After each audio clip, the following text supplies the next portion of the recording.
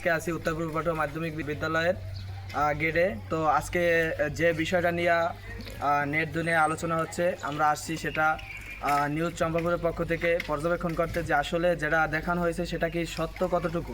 আসেন আমরা সেটা দেখি। উত্তর পূর্ব পাটুয়া মাধ্যমিক বিদ্যালয় এখন মাদকের আখড়া। শিক্ষার পরিবেশ নিয়ে চরম উদ্বেগ, প্রশাসনের হস্তক্ষেপ দাবি। নিজস্ব প্রতিবেদক, কলাপাড়া, ১৯ মে ২০২৬।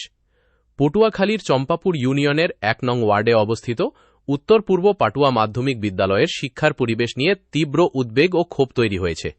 অভিযোগ উঠেছে, বিদ্যালয়টি এখন এলাকার চিহ্নিত মাদকসেবী ও বখাটেদের নিরাপদ আশ্রয় বা মাদকের আখড়ায় পরিণত হয়েছে। চম্পাপুর থেকে মাঠ পর্যায়ের প্রতিবেদক তুষার ইমনের এক অনুসন্ধানী প্রতিবেদনে উঠে এসেছে বিদ্যালয়ের বর্তমান বেহাল দশা। প্রতিবেদনে দেখা যায়, শিক্ষা প্রতিষ্ঠানটিতে কোনো শক্তিশালী নিরাপত্তা গেট বা সীমানা প্রাচীর না থাকায় মাদকসেবীরা খুব সহজেই ভেতরে প্রবেশ করছে।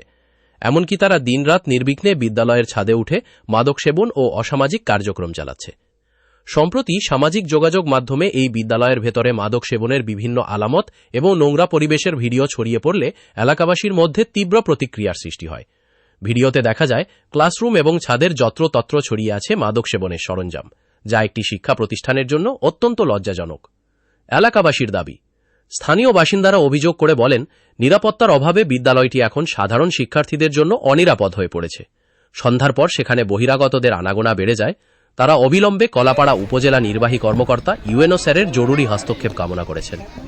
এলাকাবাসীর স্পষ্ট দাবি, অতি দ্রুত বিদ্যালয়ে নিরাপত্তা গেট স্থাপন করা হোক এবং পুলিশি অভিযান চালিয়ে মাদকসেবীদের আস্তানা গুড়িয়ে দিয়ে শিক্ষার সুষ্ঠু পরিবেশ ফিরিয়ে আনা হোক। অন্যথায় স্থানীয় ছাত্র জনতা বৃহত্তর আন্দোলনের ডাক দিতে পারে বলেও আভাস পাওয়া গেছে।